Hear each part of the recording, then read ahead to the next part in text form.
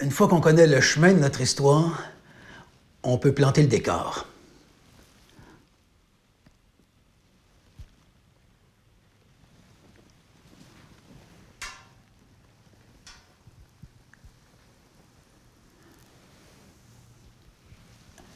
Elle habitait au bord d'un lac.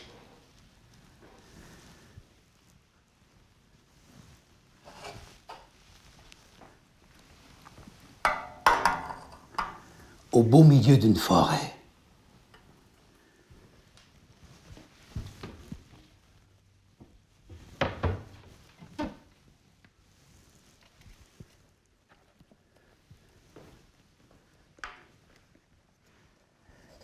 Dans une cabane toute croche qui tient rien qu'à cause des krakias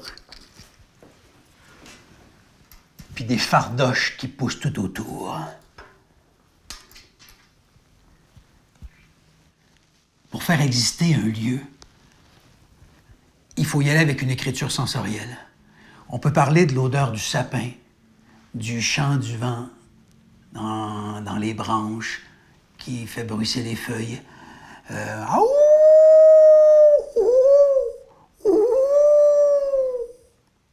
Il y a les lieux de nos histoires à faire exister, à leur donner du relief. Mais parfois, les lieux de nos histoires sont les lieux réels de nos camps de jour puis nos camps de vacances. Comme par exemple, dans l'école, la porte toujours fermée, où on entend un drôle de bruit, la salle des fournaises. Ou derrière le centre communautaire, la ruelle verte avec le sentier urbain qui se perd très loin vers l'horizon, qui nous amène vers un ailleurs inconnu. Le bord du lac, dans la baie mystérieuse, la cabane abandonnée dans le fond de la forêt. Il y a l'arbre avec 3 troncs qui relie la terre au ciel, le cimetière à canaux, dans la paroi d'escalade, le visage sculpté à même le roc qui nous observe et qui nous amène à raconter des histoires. Dans nos camps, il y a tout plein de lieux qui sont portés par l'imaginaire de ceux et celles qui ont passé là-bas avant nous, d'un été à l'autre, qui ont raconté ces histoires-là. Des fois, on n'est pas obligé d'aller chercher très, très loin. Imaginez si on se faisait un inventaire.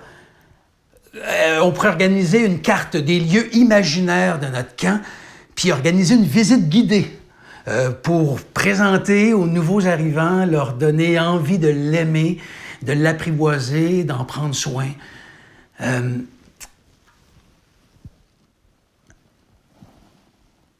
Qu'est-ce que tu as dans tes poches? Tu connais ce jeu-là? C'est un jeu très simple. Mitchell le cowboy, c'est lui qui m'a appris ça. C'est aussi mon oncle Normand, un des personnages fabuleux de mon enfance. Il fouillait dans sa poche.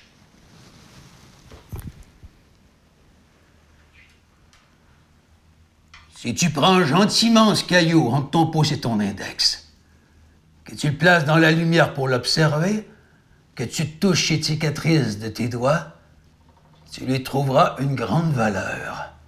Le genre de valeur qu'on ne voit pas du premier coup. Avoir la chance de trouver une pépite d'or comme celle-là nous inspire à la garder au creux de notre main tout au long de notre route. À apprendre à la connaître, à l'apprivoiser, à en prendre soin de notre mieux. Une fois qu'on connaît bien le chemin de notre histoire, qu'on a commencé à faire apparaître les lieux, on peut inviter nos personnages fabuleux.